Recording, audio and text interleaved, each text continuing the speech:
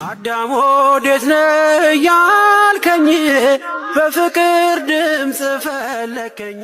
አሁን እኔ ምን አድርጌ ነው ትላላችሁ? እዚህ ውስጥ የተመተተብኝ እኔ አሁን ሰው አልነካው፣ የሰው ኑሮ አልነካው፣ አልበደልኩ፣ አላጠፋው፣ አልተጣላሁ። ለምን ተመተተብኝ? ሁልጊዜ ጥያቄ ታቀርባላችሁ። አሃ እንዴ በሰው ህይወት ላይ ጣልቃ ካልገቡ እኮ እነሱ ደስ አይላቸው። ሰይጣንን በዚህ ምድር ላይ ለክፋት ካላገለገሉት ውስጣቸው ያማቸዋል። በምቀኝነት አይን ኑሯቸውን ካላዩ እነዚህ ሰዎች አይናቸው ይሞጨሙጫል። ሁልጊዜ ክፉ መንፈስ እያለ በአይናቸው ክፉ ነገር አስበው ክፉ እንዲወድቅባችሁ ማየት ካልቻሉ አይናቸው ይጠፋል፣ ኑሯቸውም ይበላሻል። ስለዚህ ላለማበላሸት የግድ የእናንተ ማበላሸት የነሱ ድርሻ ነው። ለሰይጣን የሚኖሩ ሰዎች በጣም ብዙ ናቸው። ከክፉ ስራ በፊት ክፉ ሐሳብ ይቀድማል። ለምን በለጠኝ? ይሄ የመጀመሪያው የምቀኝነትና የቅናት መንፈስ ነው። በዚህ ሐሳብ ውስጥ ከተጓዝነ በኋላ ለምን ይቀድመኛል? በቃ አሁን የሚቀድምህማ እንዲህ አድርጎ ነው። ስለዚህ አንተ ደግሞ እንዲህ ብታደርግ እሱ ቁልቁል ይወርዳል፣ አንተ ታድጋለህ ይለዋል። ከውስጡ ምክር ይጀምራል። ሳያቀው ሐሳቡን በውስጥ በኩል እንዲቀበለው ያደርጋል። ከተቀበለው በኋላ ደግሞ መንገድ ያሳየዋል። መንገዱ ክፍት ነው። በጣም ወለል ያለ መንገድ ነው የሚታየው። እዛ ምትሃተኞችን ወይም ማስማተኞችን በኢኮኖሚ በመደገፍ እንዲህ ያስቸገረኝ ሰው አለ ብለህ እንድትናገር ያደርጋል። የሚያገናኝህም ከጠላት ጋር ነው። ከዛ በኋላ ያለው ሁኔታ ሙሉ በሙሉ ከሐሳብ ጀምሮ ወደ ተግባር ሲለወጥ የምቀኝነት መንፈስ ስላደረብን የመተት ሩጫው ላይ ቅድሚያ እንሰጣለን። ዲያብሎስ ለራሱ የሚያደርጋቸው ጥንቃቄዎችን ያህል ያ ክርስቲያኑ ያን ያህል መንገድ አልሄድንም፣ አልተጠነቀቅንም። ክፉ መንፈስ ይህን ያህል ብርታቱንና ሴራውን ዘመናዊ ስልት ተላብሶ ወደ ህይወታችን ገብቶ ደብዛችንን ሲያጠፋው ያን ያህል ግምት ውስጥ አላስገባንም። እኛ የለንም። እኛ ትርኪ ሚርኪ የሆነ አካሄድ በቃ አንድ ትንቢት አለ በዚህ በአብዮቱ ጊዜ ተተነበየ። ሰርቶ አደር ጋዜጣ ላይ የነበረ ነው። በጣም ይገርመኛል። ሁሉ ጊዜ የማስታውሰው ነው። ቲዎሪ በሰፊው ህዝብ ውስጥ ሲሰርጽ ቁሳ አካላዊ ኃይል ይሆናል ይላል። ይሄን አታውቁም? ረስታችሁታል? አዎ ቲዎሪ በሰፊው ህዝብ ውስጥ ሲሰርጽ ቁሳ አካላዊ ኃይል ይሆናል ነው የሚለው። ቲዎሪ ሰረጸና ምን ሆን ማለት ነው? ትንቢቱ ዕቃ ሆን ማለት ነው። በቃ ዕቃ አእምሮአችንም ህሊናችንም ስለንቦናችንም ያ እንደ ዋና አንቀጽ አድርገን ያወጣነው ነገር ለዘመናት በዘመናት ሰርቶ አደር ጋዜጣ ላይ አሁንም ፈልጉና አንቡት።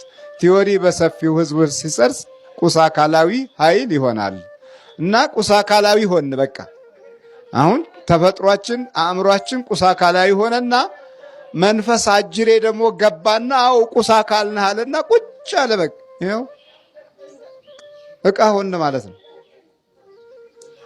ህዝብ ዕቃ ሆነ። ህዝብ አንዳንድ ጊዜ በዙሪያችሁ አጥብቀው የሚመክሯችሁን ሰዎች እንደ ጠባቂ መልአክ ይዋቸው፣ እንደ ክፉ አትዩዋቸው። ምክር ጠላው፣ ኧረ በቃ እሻው ነግረሽኛል እኮ አትበሉ። ወጣቶች ያ ነገር የሚደጋገመው ምናልባት እግዚአብሔር በዛ ሰው እየወተወታችሁ ሊሆን ይችላል። ድግግሞሹ እናንተ ልባችሁ ስላልተከፈተ ድንጋዩን ለመፈርከስ የውሃ ጠብታ ድንጋዩን ይሰብራል እንደሚባለው አይደለም። ስለዚህ በተደጋጋሚ በተመታ ቁጥር አንድ ነገር ፍርክስ ስለሚል የሆነ ቀን ልባችሁ ተከፍቶ የሚመክራችሁ ሰው ዋጋ ይገባችኋል።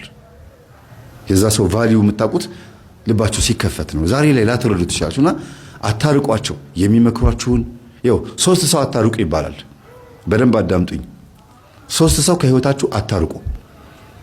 አንደኛ እጅግ የሚመክሯችሁን የሚያስቡላችሁን ሰዎችና ሁሌ የሚጨቃጨቋችሁን በምክር ማለት ነው። እንደው ምን ይሻላል አንተስ የሚሏችሁ ሰዎች አታርቋቸው። ሁለተኛ እንደ የዋህ እንደ ሞኝና እንደ ጅል ሆነው ስታዟቸው እሺ ብለው የሚታዘዙ እናንተ አዋቂ እነሱ ደግሞ አላዋቂ ሆነው አብረዋችሁ ያሉ የማይቀየሟችሁ የማያኮርፏችሁ ሁልጊዜ ተመሳሳይ ፊት የሚያሳዩአችሁ በብር እናንተ እነሱ በጭንቅላት የሚበልጧችሁ ወይም በትህትና በየዋህነት ከእናንተ ጋር አብረው የሚኖሩ ግን አንድ ቀን ስታጧቸው እነዚህ ሰዎች ህይወታችሁ ምስቅልቅል የሚሉባችሁ ሰዎች አሉ። እነዚህ ሰዎች እንዳታርቁ። ሁለት በሉ። ሶስተኛ ደግሞ በህይወታችሁ ማራቅ የሌለባችሁ ሰዎች ማለት ነው እናንተ ውስጥ ዋጋ ሰጣችኋቸው እነሱ ለእናንተ ምንም ቦታ የላቸውም ብላችሁ የምታስቧቸውን ሰዎች እናንተ የምትወዷቸው ከዛ እነሱ ደግሞ ለእናንተ ምንም ቦታ የላቸውም አይደል? ንቀዋችሁ እናንተን ሲያንቋሽሿችሁ እነዛ ሰዎች አትበቀሉ፣ ምንም አታርጓቸው፣ አትራቋቸውም። እነሱ አጠገብ ሁኑ። በአፍቃሪነታችሁ ለነሱ በሰጣችሁት ቦታ በመበደላችሁ ልክ እግዚአብሔር እናንተን ሲከሳችሁ እነዛ ሰዎች እንዲመለከቱ ማለት ነው። የሰማችሁ ነው አይደል? ጠላትን አታርቁት። ማራቅ አታርቁት ሲባል አቅርባችሁ ወዳጅ አድርጉት ማለት አይደለም። የእናንተን ፍሬ በረከት እንዲያይ ፍቀዱለት ነው። እናንተ ሁልጊዜ መልካምና ቅን ሆናችሁ ጥሩ ሰው ሆናችሁ ያ ሰው በተናገረው ንግግር ልክ ራሱ ሲቀጣ እናንተ ደግሞ እግዚአብሔር ሲባርካችሁ እያዩ እንዲጸጸቱ አድርጓቸው። እድሉን አታሳጧቸው። ከዓይናቸው ጥፍት ስትሉ የታባቱ ድራሽ ነው አጠፋሁት ነው የሚሉት። ግን እግዚአብሔር በእናንተ ህይወት ውስጥ የሚሰራውን ነገር እንዲያዩና እንዲጸጸቱ ህይወታችሁ መለወጡን ትዳራችሁ ነገራችሁ ሁሉ ነገራችሁ ተለውጦ ምቀኛ የሆኑባችሁ ሰዎች በሙሉ እናንተን ሲያዩ እንዲማሩና ንስሐ እንዲገቡ ምክንያት ሆኗቸው። አታርቋቸው እንደዚህ አይነት ሰዎች። ግን በጥንቃቄ ነው ያለበት። ምንድነው የሚባለው? በአጭር ርቀት በጥንቃቄ በቅርብ ርቀት የሚባለው እንደዛ። ይሄን በዚህ ያዙልኝና ከዛ ሁሉ ነገራቸው ስላልገባው ይሄ ልጅ አባቴ የሚሉኝ ነገር አልገባኝም ግን እጠብቆታለሁ አላቸውና እናትህን ብቻ ተንከባከብ ብለውታል። ከዛ አንድ ቀን እሱ ጋቢና ይሄ ቤቢ ማለት ነው ሹፌሩ እና እናቱ ከኋላ ሆነው ጸበል ደርሰው ሲመለሱ እግዚአብሔር ይባርክህ የኔ ልጅ አመላልሰህ ጸበል ላይ ይኸው እንዲያምርብኝ እንደዚህ ቆንጆ እንደሆን ጥሩ ምግብ እያበላኸኝ እየጋበዝከኝ እንደው ግን ለምንድን ነው እንደዚህ የምታደርግልኝ? እስቲ እንደው ይሄን ጥያቄ መልስልኝ እስቲ አሉት። አይ እኔ እናት እንደሱ እኮ አይደለም። ይኸውልሽ ምን መሰለሽ እኔ ሰውን በመርዳት ነው ምረካው። በቃ እንደዚህ አይነት ማንነት ያለኝ ሰው ነኝ። ደግሞ በነገራችን ላይ እንደዛ ነው ልጁ። ቅድም የነገርኳችሁ ለዚህ ነው። ዩኒፎርም ለብሳ ጸበል ልትጠመቅ ስትመጣ ምናምን በቃ ይሄ ሩቅ ቦታ ያለች መስሎት ትምህርት ቤት አድርሷት ሊመጣ በዚህ ነገር የሚረካ ሰው ነው። በዚህ ነገር የሚደሰት ሰው ነው። ወንድም ይሁን አሮጊትም ይሁን እዛ ቦታ ላይ የሚያጠምቁትን አባት ብትጠይቋቸው እንደው እድሉ አጋጥሟችሁ እንደው ብታውቁት ይሄ ልጅ ሁሉንም ሰው እንደዚህ የሚያግዘው ሁሉንም ሰው ይረዳል። ማንኛውም ሰው ወንድም ወጣትም ይሁን ሴትም አሮጊትም ይሁን በመኪናው እንደዚህ ሰዎችን ያግዛል፣ ጸበል ይቀዳል። በቃ በቅንነት ሰውን በመርዳት የሚረካ ሰው ነው። በመስጠት የሚረካ ሰው ነው ማለት ነው። ያለውን በማካፈል የሚረካ ሰው ነው ማለት ነውና ግን ይሄን ነገሩ ደግሞ ጠቀመው። እግዚአብሔር በዚህ ውስጥ ሸለመው ማለት ነው። እና እግዚአብሔር ይስጥህ፣ እግዚአብሔር ይርዳ። እንደው ለምንድን ነው የምትረዳኝ አለችው። ለምን ይመስልሻል አላት። እኔ እንጃ እኔ በመስጠት እኮ ነው የምረካው። በቃ በማድረግ በእንደዚያ ነገር ደስ ይለኛል ስትለው ጊዜ ደስታህን እግዚአብሔር ያሳየኝ መጨረሻህን ያሳምረው ብላለችው። እና ግን ከሚጣ ጋር እንዴት ተገናኘ ስትለው ጊዜ ሚጣ ቤተክርስቲያን ያገኘኋት ጸበል እንደዚህ ማን ብሎ ነገራት። ይገርማል በጣም እንዴት እንደተገናኛችሁ በጣም የሚገርም ነው አለ ቤቢ። ከዛ አይደል አለው ሰምቷል። ይሄ ሾፌሩ ሰምቷል ስለ ቤቢ መልሶ ደጋግሞ መላልሶ በጣም ግን እግዚአብሔር እንዴት እንደሚያገጣጥም ግን ይገርማል። ምን አይነት አጋጣሚ ነው ምናምን ይላል ልጁ። ተናዶ እኮ ነው። እና መልሶ ደግሞ ይሄኛው ደግሞ ካንተም ጋር ከእናትም ጋር የተገናኘውበት መንገድ ደስ ይላል ሁላችንም። እና ምንም ምረዳህ ነገር አለው ምን ላግዝህ ምናምን አለው። አይ በቃ እንዲያውም ለምን እኛ ቡቲክ አትሰራም አለው አለ። እኛ ቡቲክ ለምን አትሰራም? እናትህንም ታገዛታለህ፣ እኔንም ታሳርፈኛለህ፣ በደንብ አገለግላለሁ፣ ደሞዜን እንዲያውም እሰጥሃለሁ አለው። የት ነው እንደምሰራ ቡቲክ እንደዚህ እሺ የምትወጣበት ሰዓት እንደዚህ ነው ብሎ ነገረው። ጠዋት 4 ሰዓት ትገባለህ፣ 9 ሰዓት ትወጣለህ። ከዛ ወንድሜ ይመጣል። ወንድሜ መጥቶ ራሱ ማታ ዘግቶ ሱቁ መሄድ የሚፈልገው የኔን ሰዓት አንተ ትወስጃለህ፣ እኔ ደሞዝ እከፍልሃለሁ አለው። ደስ ይለኛል ምናምን አለ ልጁ። ባለውለታ ሆነ። በቃ መዋያ አገኘ፣ ከጫት ርቋል፣ ስራ አገኘ፣ አለባበሱ ተስተካከለ። ሲጋራ የለ ምን የለ በቃ። እና አስቡት ባለውለታው ሆኗል። እንደገና ደግሞ በአንድ በኩል ደግሞ የኛው ደግሞ እያጠመደው ነው ማለት ነው። በመጥፎ አይደለም የሚያጠምደው። እግዚአብሔር ሆይ እንደው ይሄ ልጅ ምን ይሻለኛል እያለ አባባ በነገሩት መሰረት ነው ነገሩን እያስተካከለ ያለው። መጨረሻ ላይ ደስ የሚል ነገር ተፈጠረ። እሱ ምንድነው እኔም የረካሁበት ነገር ነው። መጣ እኔ ጋ መምህር ምን ላድርግ ጨነቀኝ ብሎ መጣ። ምን አልኩት? ይሁን እንደዚህ ነው የተፈጠረው ብሎ እስካሁን የተፈጠረውን ገጠመኝ በብሎ እሷ የነገረችኝ ነገር እንዳለ ሆኖ ማያውቀው ነገር እንዳለ ሆኖ በኋላ ነው እኔ አጣፍጬ አገጣጥሜ የነገርኳችሁ እንጂ እሱ በሱ ፓርቲ ያለውን በሙሉ ነገረኝ። እሱ የሚያውቀው ነው። ኦኬ እንደዛ ነው። አዎ ሚጣን አስተዋውቀኝ አልኩት። በጣም ሰርፕራይዝ የምትሆኑ ሚጣ በቃ እንዴት እንደምትወድህ ነው ማለት ምንድነው? አጋንንት። ስንት ዓመት ነው ከያዝከው? 11 እድሜው ስንት ነው? 11 አብረን የተወለድከው? አዎ። ምን አረከው? ምን አረክ? ልጁ እንዲፈዝ ልጁ እንዲፈዝ እንዲሸት ራዩ ላይ እንዲሸና አድርጌያለሁ። ተነስኩም ላው ላይ እንዲሸና። አዎ እውነት ነው። ተሰቃይቷል። 2 ዓመት ተሰቃይቶ ይፈዛል። 2 ዓመት ሙሉ በቃ ልጁ ላይ ጥሩ ላይ አይደለም ያለው። ታውቂያለሽ መንፈስ መሆኑን? ያው አይ ጸበል ብዙ ወስደዋለሁ መንፈስ ላይ ብሎ ግን አይለፈልፍ። ድፍን ነው የሚያረግበት። ዛሬ ድፍን ነው የሚያረግበት። ዛሬ ነው ገና የፈነዳው። ምን ታረጋዋለህ? ልጁን እንዲሰቃይ እሺ ከሰው እንዲንትን እንዲል አረጋዋለሁ። ምን እንዲሆን? በሰው እንትን እንዲል እንዲያፈር ትምህርት ቤት ራሱ እንትን እንዲል አረጋለሁ። ከዛስ ራሱ እንዲሸት አረጋለሁ። ሽታውን ከየት ነው የምታመጣው? ሽታውን እሱ ከገጠር የመጣ ነው። የሆነ ሴትዮ አለች ያሳዘችው ከአንድ ቡዳ ማለት ነው። አንተ ቡዳ ነህ?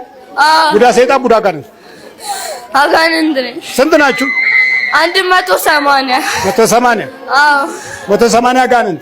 አዎ ልጁ ስንት ዓመቱ ነው? 11 የጆሮ ኩክ ማውጫ ታውቃላችሁ?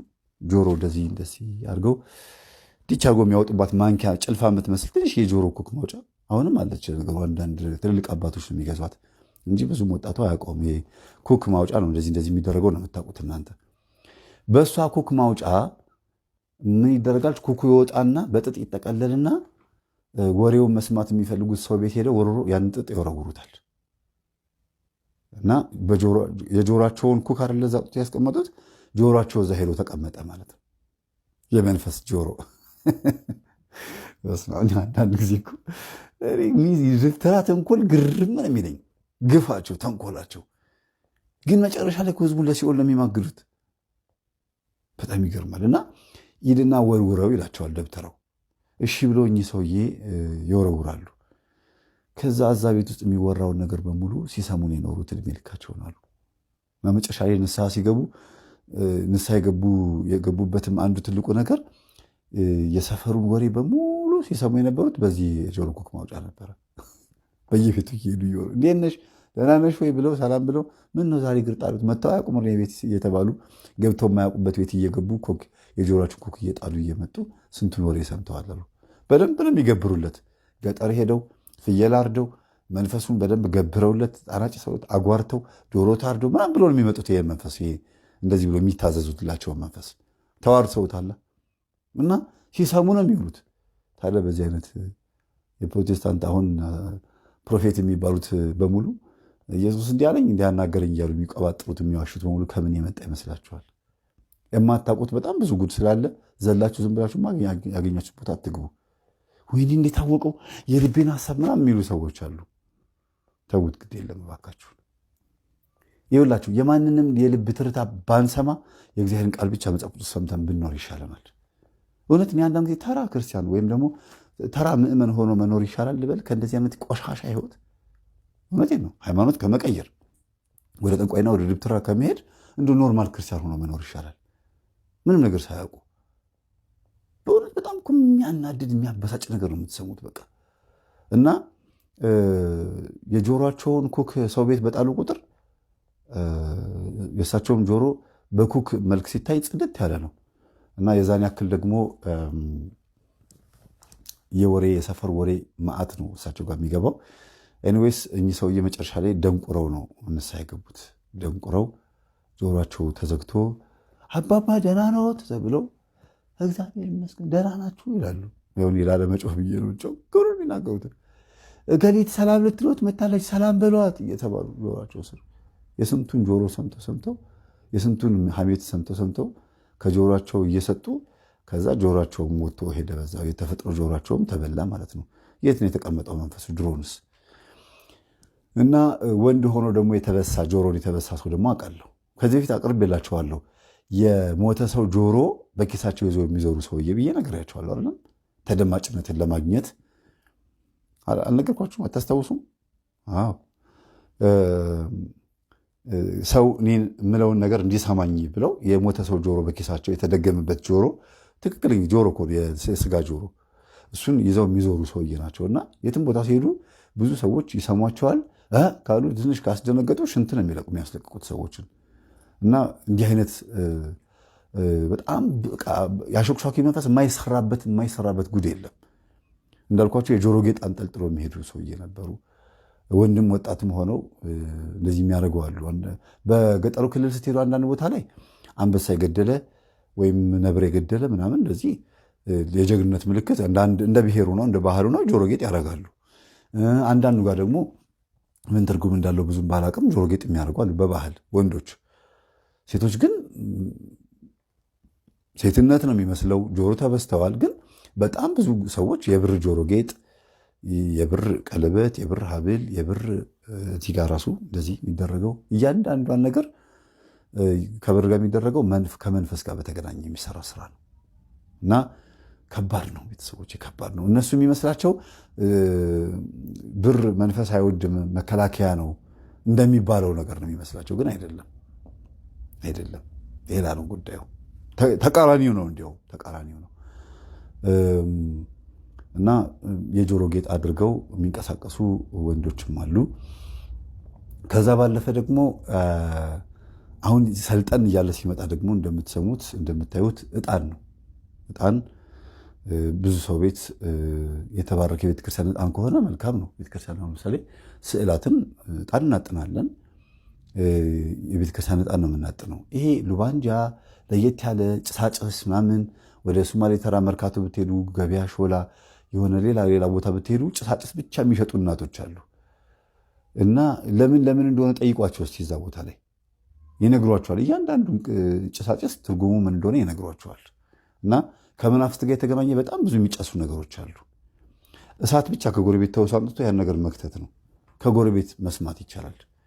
በቅርበት ማቃቸው አሉ። እኔ ቅርብ ጊዜ ድረስ ሐሜት ወሬ ያላቆሙ እጅግ በጣም ለየት ያሉ ሴቶች አሉ። በቅርበት ማቃቸው ማለት ነው። ወሬኞች ናቸው። የሰው ስጋ ሲቦጭቁና ሲበሉ ነው የሚውሉት። ግን ውጤቱን በልጆቻቸው ያዩታል። የሚገርማችሁ ሐሜተኛ የሆነ ሰው ውጤቱን እንደ ባለ ታሪኳ በልጆቻቸው ያዩታል። የሰው ወሬ የሰው ነገር ለመስማት ሰው ቤት ለመሆን ሐሜት ለመስማት ሐሜት ለማማትም ጭምር ሰርግ ካለ ድግስ ካለ ወይ ለቅሶ ምናምን ካለ አብረው ለተወሰኑ ለወር ለ15 ቀን ለ20 ቀን ያክል እዛ ቤት እንዴት ናችሁ ሰላም ናችሁ ምናምን ብለው አብረው ሽርጉድ ይሉና አብረዋችሁ ይበላሉ ይጠጣሉ ያሉ የሚወራው የሚፈሳው የሚሸተተው ሁሉ ነገር ከሰሙ በኋላ ሄደው ሌላ ቦታ ሄደው በደንብ ያወሩታል። በጉርብትናም በዛው ይጀመራል። ከዛ ጭር ሲል ብቻዋን ናት እኮ ሂጂ ላጫውታት ይሉና ይመጡና እንዴት ነሽ ደህና ነሽ ወይ ይኸውልሽ ከሊኩ እንደዚህ ብላ ብለው ወሬ ቁጭ ብለው ከእናንተ ጋር ካወሩ ከሰሙ በኋላ ወጥተው ደግሞ እዛ ቤት ሄደው ደግሞ በደንብ አድርገው የሚያወሩ አሉ። እና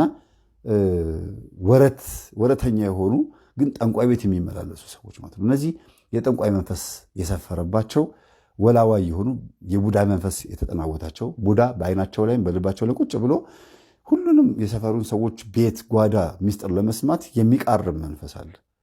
ማን ምን አለ፣ እገሌ ቤት ምን ገባ፣ ምን በፌስታል ምን ይዞ ገባ፣ ወይም ደግሞ ምን ገንዘብ አገኘ፣ ለምን አለፈለት፣ ለምንድን ነው ይሄን ያገኘው? ከየት መጣ ይሄ ነገር ብሎ ለማጣራት ምንም እንኳን አይጠቅመውም፣ ግን ለማጣራት ይሞክራል።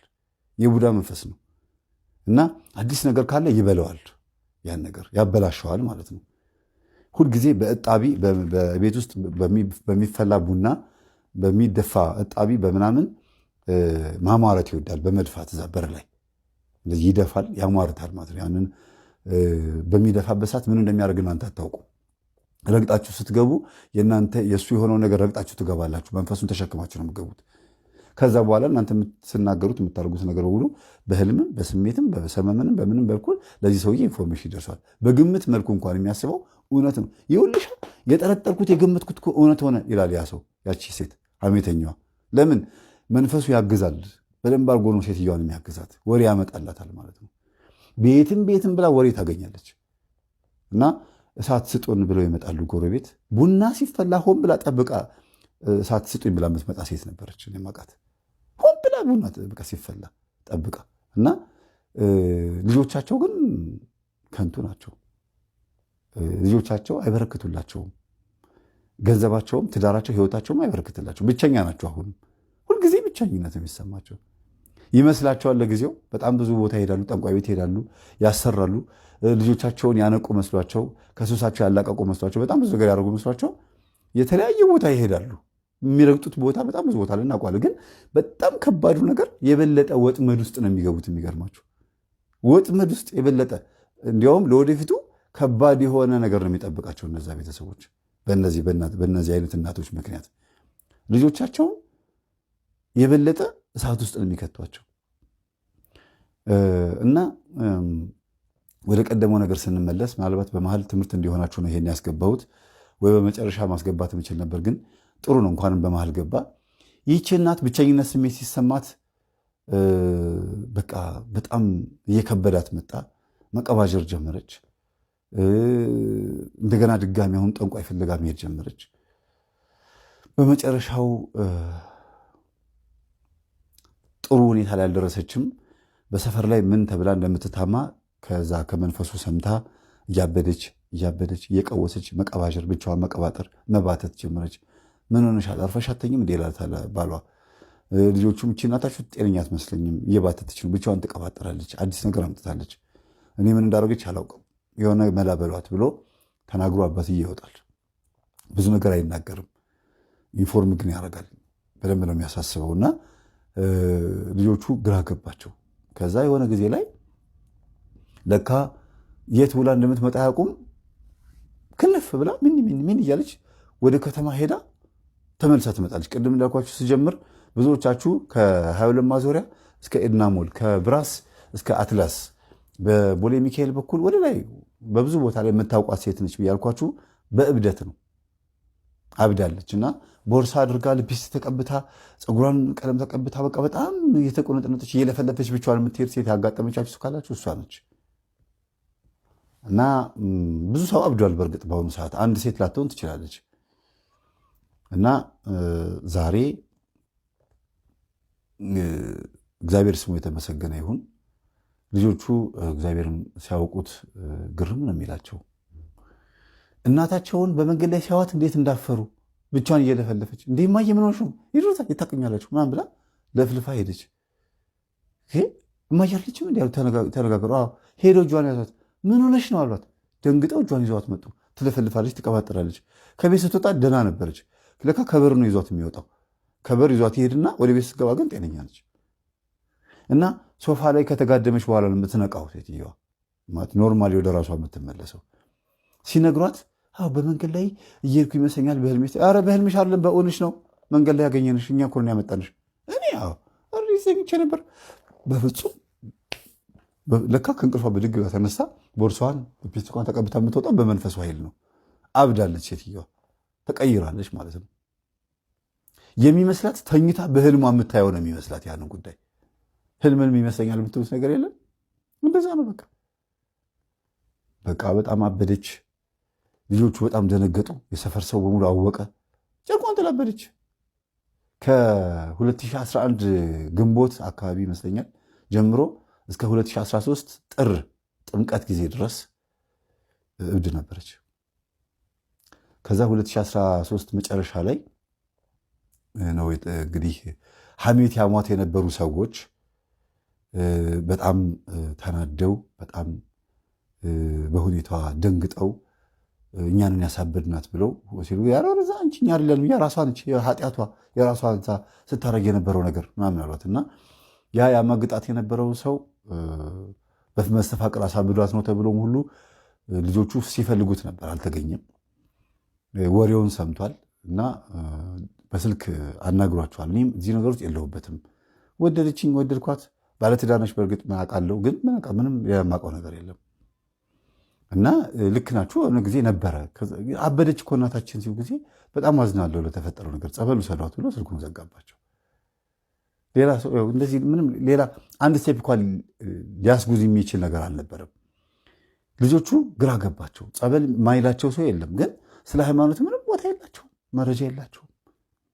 ይኸውላችሁ ሃይማኖትን ሁለተኛ ነገር ማድረግ በእንደዚህ አይነት ጊዜ ላይ በጣም ይጎዳል። ሁልጊዜ ስለ እምነት፣ ስለ ሃይማኖት፣ ስለ መንፈሳዊ ነገር፣ ስለ ስብከት ምናምን ሲወራ በቃ ብዙ ሰዎች ቀለል አድርገው ፈታ በል ምንድነው እሱ ማካበድ ምንድነው ዝም ብሎ መነኩሴ ይመስል መመላለስ እንላለን። ቢቸግራቸው ወንድሟ ጋር ሄዱ። ሰባኪ ነው ወንድሟ ብያቸዋለሁ። ሄዱ፣ ነገሩት። አዎ የኔ እህት አርፋ አትቀመጥም፣ ችግር አለባት፣ ጠንቋይ ቤት ይላልቻል። እነሱ አያውቁም። ጠንቋይ ቤት? አዎ ጠይቋት። በደምብ ጠንቋይ ቤት ትሄድ ነበረ፣ ከአክስቷ ጋር ሆና ጠንቋይ ቤት ትሄድ ነበረ፣ ችግር አለባት። እንዲያውም ብዙ ጊዜ ሰድቢያት ሞልጫት በጣም ብዙ ጊዜ አቅታኛለች እና ለሆነ ጉዳይ ጠንቋይ ቤት ሳትሄድ አትቀርም። ከዛ ሄደው ማየ ለምን ሄደሽ ነበረ? ለምን እኔ አልነግራችሁም ትላቸዋለች። እኮ አንቺ እንድትነግሪኝ ነው የምንፈልገው እኮ ይላሉ። ለካ እናታቸውን ሲጠይቁ መንፈስ ነው እኔ ልንገራችሁም ይላቸው። እነሱ ግን እናትየዋና መንፈሱን ስለማያውቁ አይለይም። አሁን እንክርዳድና ስንዴ አንድ ጋር ቢበቅሉ ጥሩ ልምድ ያለው ገበሬ ካልሆነ በስተቀር አይለይም። ለምን? እንክርዳዱ ስንዴውን ነው የሚመስለው፣ ስንዴውም እንክርዳዱ ነው የሚመስለው። ለዚህ ነው ባለቤትየው አይቶ አይ ይቆይ ግድ የለም እስከ መከር ድረስ ይቆይ ያለ። የመኝታ ጊዜ የሚያመጣቸው ችግሮች ብዙ ናቸው። የጸሎት ጊዜ አለመኖር፣ የምስጋና ሰዓት አለመኖር፣ የመንበርከኪያ ጊዜ አለመኖር፣ በቤታችን የጸሎት ቦታ አለመኖር፣ በየጊዜው ለልጆች የምናሳየው መንፈሳዊ ኃይል አለመከሰት፣ በኑሯችን ውስጥ መኝታ ማብዛት፣ ሁል ጊዜ ደከመኝ ሸለቸኝ ብለን የምናንቀላፋበት ህይወትና ባህሪ እንክርዳድ እንዲበቅል በቂ ጊዜ ያስገኛል ማለት ነው።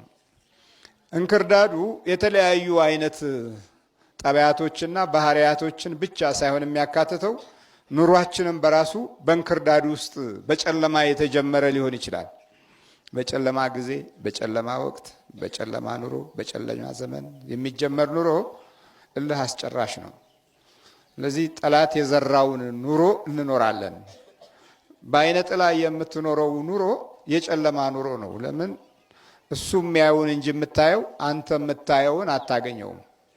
እሱ የሚፈልገውን እንጂ አንተ የምትፈልገውን አታገኘውም። ውጊያው በዚህ ውስጥ ነው እየጨመረና እየበረታ የሚመጣው። የመናፍስት ጠላትነት በየትኛውም ዓለም ውስጥ ምስጢሩ የተደበቀ ነው። ሌላው ቀርቶ ሙያችንና ዕውቀታችን እንኳ መናፍስቱ እየመራው እንዳለ መረጃው ምኑም የለንም። ለምን? ሰዎች ናቸው ዕውቀትን የሚመሩት። በሰዎች ውስጥ ደግሞ መንፈስ አለ። ይህ መናፍስት ያንን የዕውቀት ጠባይና ባህሪ ወደ እንክርዳድነት እየለወጠ ጥቃት ብቻ እንዲደርስ የሚያደርግ ነው። ሁልጊዜ ግራ የምንጋባ ማስተዋላችን ላይ ሁሉ የደበዘዘና የፈዘዘ እንዲሆን በጨለማ የተዘራ ስለሆነ የቀኑን ብርሃን የምንሄድበትንም ሆነ የምንኖርበትን የእኛን ህይወት የሚፈትን ያደርገዋል።